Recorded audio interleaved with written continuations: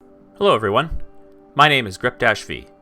Welcome to Grep's Garden, a series of videos about growing crops in the world of Rust. Quick preface, often this activity is referred to as farming.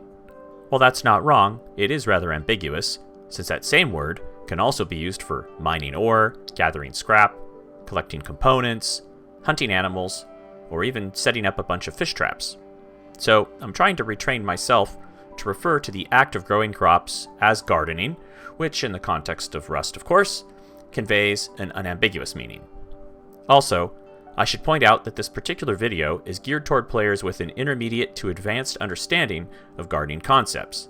If you're new to gardening, you may still find it useful, but many basic concepts will be mentioned without any explanation, or simply assumed and not mentioned at all. Okay, moving on. When I first started gardening, I learned a lot from one of my clanmates as well as from videos on YouTube, but I kept running into situations that confused me. It was only after a lot of trial and error on a build server that I felt like I was really starting to understand how things worked, and even then they didn't always make logical sense. Perhaps the best example of this, and by best I mean strangest, is the topic of this video: sprinklers. When using a sprinkler for the first time, a gardener immediately encounters one of its quirks. The in-game description for the item states that it uses 1 water, which is pretty unclear due to the lack of units. On top of that, it's incorrect. Each sprinkler uses 2 milliliters of water per second. The next quirk is a very subtle one. Sprinklers could be connected in series, and they will visually appear to work as long as there is sufficient water. The pass-through output will work, and the sprinkler will give the wet debuff if you're standing in its spray pattern. However, if there's a chain of too many devices before the sprinkler, it may not be able to actually provide water to a planter box. As a general rule, if you have a water pump or water purifier feeding into a fluid combiner, you can have no more than 6 sprinklers in a chain fed by the output of that fluid combiner. Make sure to use gravity to your advantage. With proper sprinkler placement, you shouldn't need any fluid switches. That is, the item that is called fluid switch and pump in-game. The game may show a warning that the connection you're making requires a pump, but that is often erroneous. The water pump and the powered water purifier are both capable of pumping water uphill. As you chain devices together, make sure that the device immediately fed by the pump or purifier is at the same elevation or higher than all the other devices down the line from that. The way in which water is distributed from a sprinkler is particularly strange.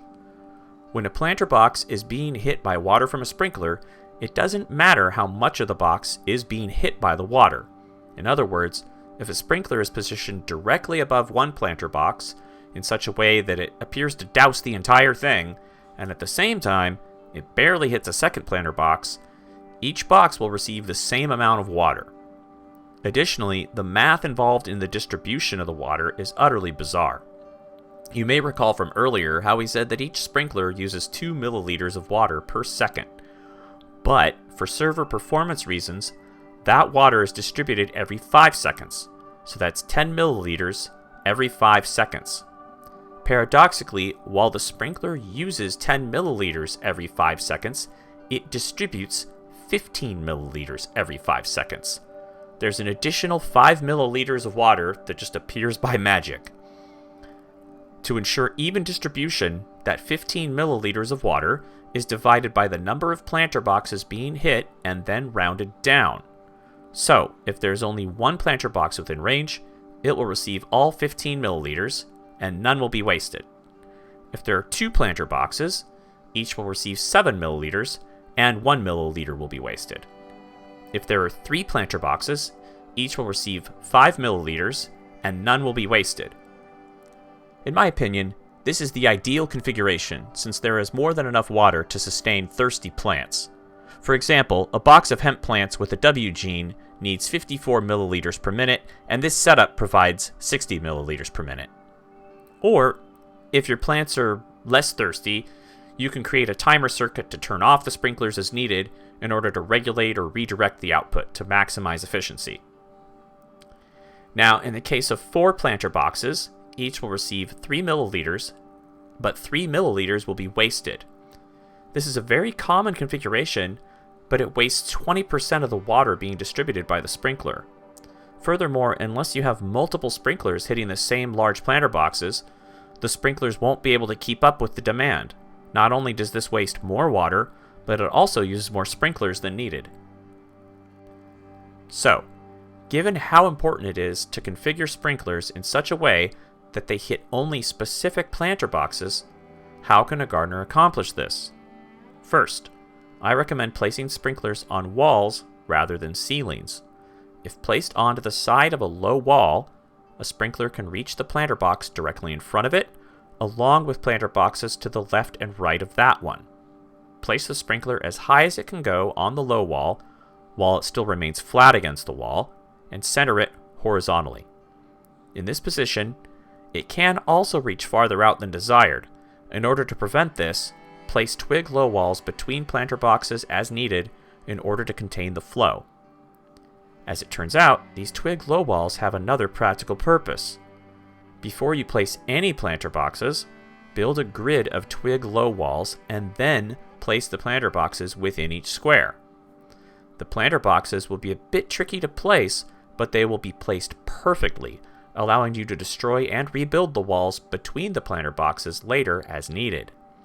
Be careful though, if you place a sprinkler too low on a wall, it may appear to work without actually distributing any water. Practicing all of these techniques on a build server is highly recommended. Well, I think that covers the topic of sprinklers pretty thoroughly. I hope you learned at least one thing that you can use. I have some ideas for what to cover in future videos, but if there's a topic that you would really like to see covered next, or if you have any questions about the content of this video, please leave a comment. Until next time, happy gardening!